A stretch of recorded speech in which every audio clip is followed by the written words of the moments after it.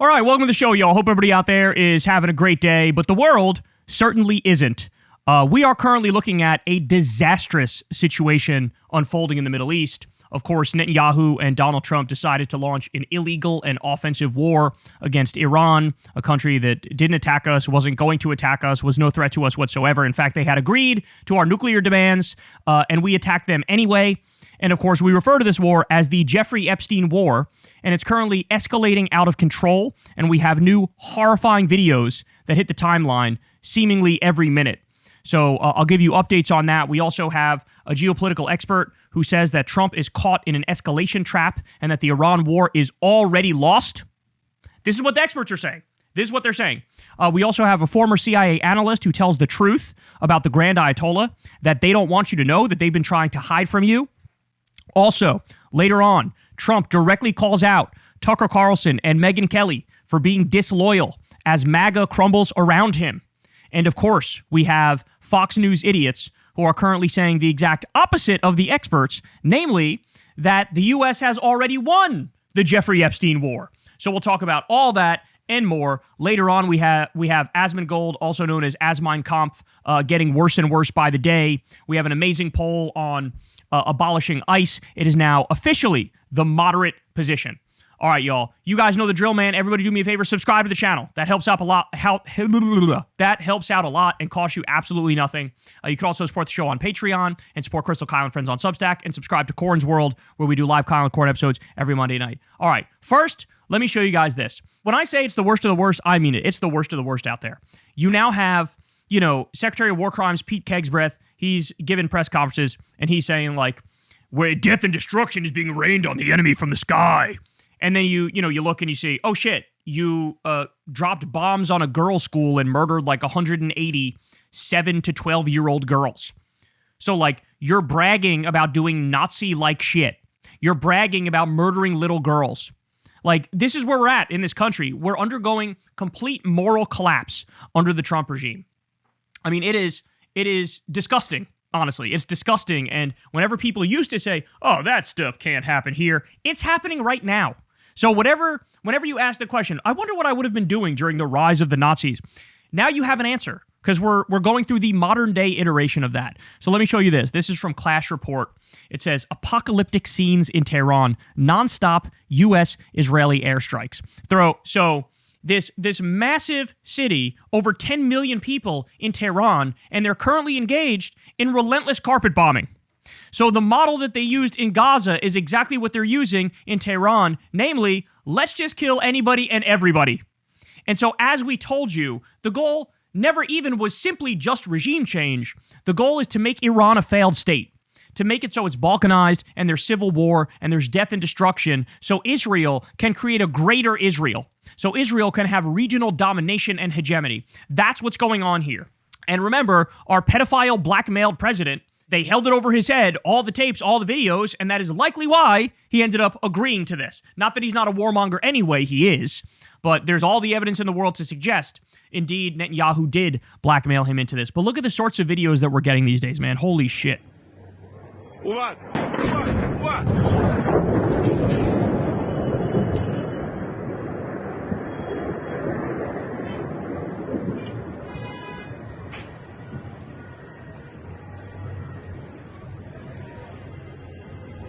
از اینجا میاد اینجا. Jesus Christ, man. And that's all day and all night. That's what they've been seeing. Adam Johnson says the following. I wrote about how the U.S. and Israel carried out an attack on an Iranian girls' school on par with the OKC bombing, and U.S. media relegated it to a back page story. No evening news segments, no front page stories. It made A11 in the New York Times, and then everyone moved on. And that right there is the problem, y'all. That right there is the moral collapse that I'm talking about. And that's also facilitated by our pathetic, disgusting media that doesn't understand how to calibrate their moral meter. You would think if one of our girls' schools got bombed by Iran or China or Russia, and over 150 young American girls were murdered, I think we'd be talking about that kind of nonstop. But since they're Iranian, it somehow doesn't count. Well, I feel like it should count just as much, especially since Israel and the U.S., we carried it out. We carried out the attacks. So, like, we're kind of responsible. Our tax dollars went to that shit. And you guys aren't talking about it. I mean, it's just absolutely grotesque. So as we're witnessing war crime after war crime, we have Professor Robert Pape, who went on Sky News, and he delivered a devastating assessment of what's currently happening and where we're at in this war. I have studied every air campaign since World War I. This is my specialty. I spent 3 years teaching conventional targeting strategy for the U.S. Air Force. I've studied leadership decapitation in detail. I've modeled the bombing of Fordow, the regime change in Iran, for 20 years. So this is something I know quite a bit about. And literally 10 days ago, I started on Substack, The Escalation Trap, because I worried exactly watching the Armada being built, we would fall into the escalation trap. And that's what's happened. We are now in the grip of the escalation trap, or the smart bomb trap, to be more precise, where the illusion of the 100% tactical success, which is real, it's the success of the bombs blowing up the targets, is not false. It creates the illusion of control of escalation. And that is the smart bomb trap, and that is what has gripped us right now. And the problem is that once we drop those bombs and once we announce regime change is our goal, and we had no other tools trying to do this from the air, this has never worked in over 100 years. This is not like it works sometimes or rarely works. I'm choosing my words carefully. President Trump is up against the weight of history here. And it's the illusion of the smart bombs being near perfect in destroying their target. And the problem is when those bombs fall, they change politics in the target. They inject nationalism into the regime. They inject nationalism into the society. And they essentially fuse the regime and society against the air power attacker. And this is what you are seeing, because now society and the regime are taking more risky steps, and they do things that no one anticipated before. And that failure to anticipate the worst case, that has happened numerous times with smart bombs. That's just what happened in the last 36 hours. That is a devastating, devastating analysis. And I think Trump is stupid enough to think that this is going to work and regime change is going to work.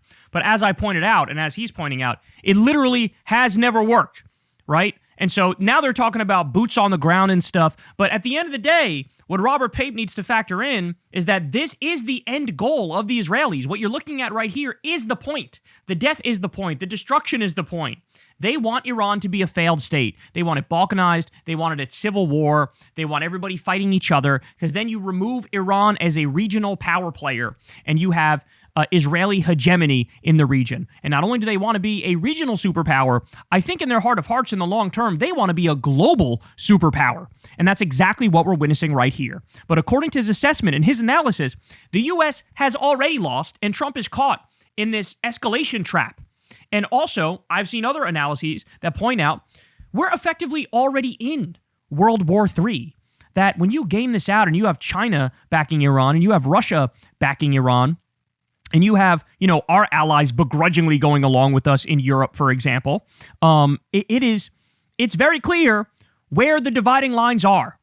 And it's very clear that now you have all of our allies getting hit in the region, our military bases in the Gulf Arab states and their hotels getting hit, and the crackdown on oil through the Strait of Hormuz, and Qatar shutting down their liquid and natural gas production completely, leading to an economic shock and a supply shock all around the globe. This stuff, it's already immensely out of control. And what he's describing is because Secretary of War Crimes Pete Kegsbreth and Donald Trump, they can drop bombs into specific areas and have it blow up, and they could hit their target, that micro sense of success blinds them into thinking everything's under control. Meanwhile, this is a nightmare. This is a nightmare, and it's already spiraled, okay? He also continues here, and he says the following. I'm saying he's losing control of the decision to escalate. The enemy now, with each passing day, has more and more control of the trajectory of what's happening. This is different than what happened last June. So President Trump is saying, well, I could do this, I could do that.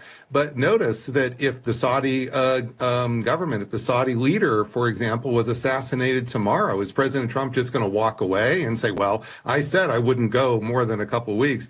No, he's stuck now in the smart bomb trap. He's on the horns of a dilemma.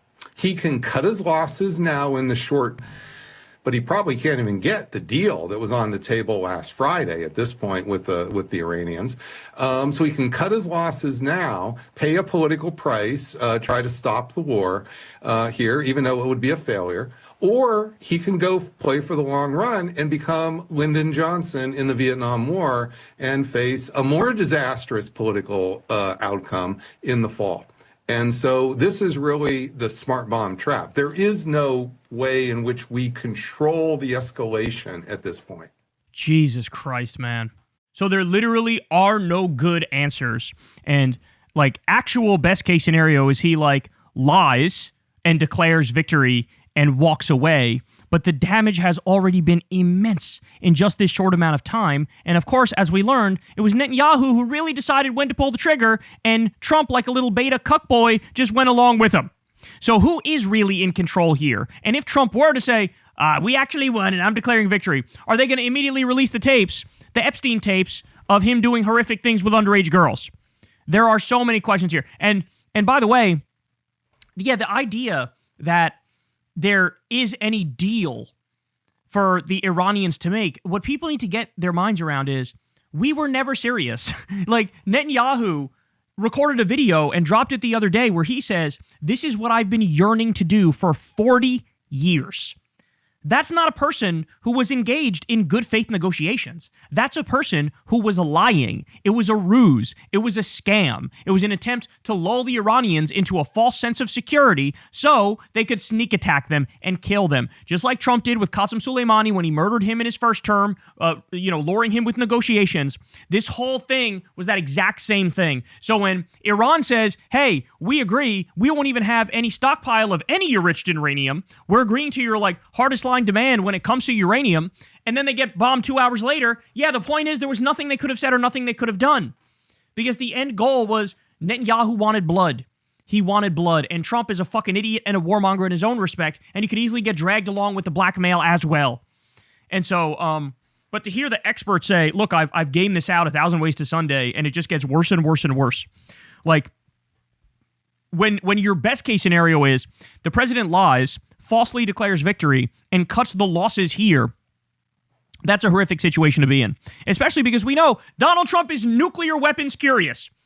He's talked about nuclear weapons in a bizarre way multiple times where he said, what about nuking the hurricane? Can we nuke the hurricane? Will it stop the hurricane if we nuke it? He's talked about stuff like that. He posted the other day a vague nuclear threat where he basically said, if Iran hits back hard, we're going to hit them with a force that's never been seen before.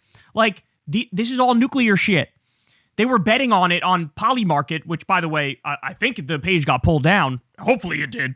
But there was like a 22% chance of a nuclear war, a nuclear weapon being dropped before the summer, before they pulled the page down. Is that something that makes you sleep easy? Like, oh, we're this close from our fucking Alzheimer's having psychotic, dementia-ridden president from dropping a nuclear weapon?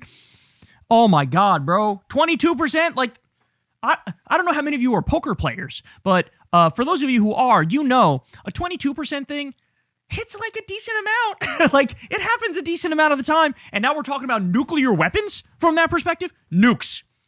Jesus Christ. And this is on top of the axis of Epstein bombing schools, bombing hospitals. 9 hospitals at least already. Carpet bombing all of Tehran. Like, witnessing what's happening here, we haven't evolved a fucking iota since World War II. We're right back. This is the same.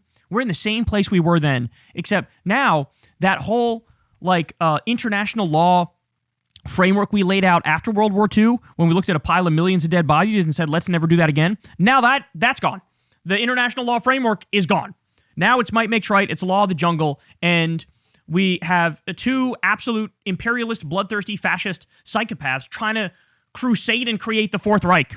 And don't even get me started on the the end times rapture Armageddon type shit that our military is saying to the soldiers. Like, hey, get ready to go to heaven on a winged horse with Jesus because that's what this war is. It ushers in end times. But first we need violence and gore and the whole Middle East to be in a pool of blood. Like, Jesus Christ, man, this is absolutely disturbing. But great points here from Robert Pape. I just wish he had better news for us. Horrifying, man. Horrifying. And I don't think the forecast is going to get any better. Hey, y'all, do me a favor and like and subscribe. It helps out big time in the algorithm. Click the bell as well for notifications when videos drop, and watch that video on screen right now. You know you want to.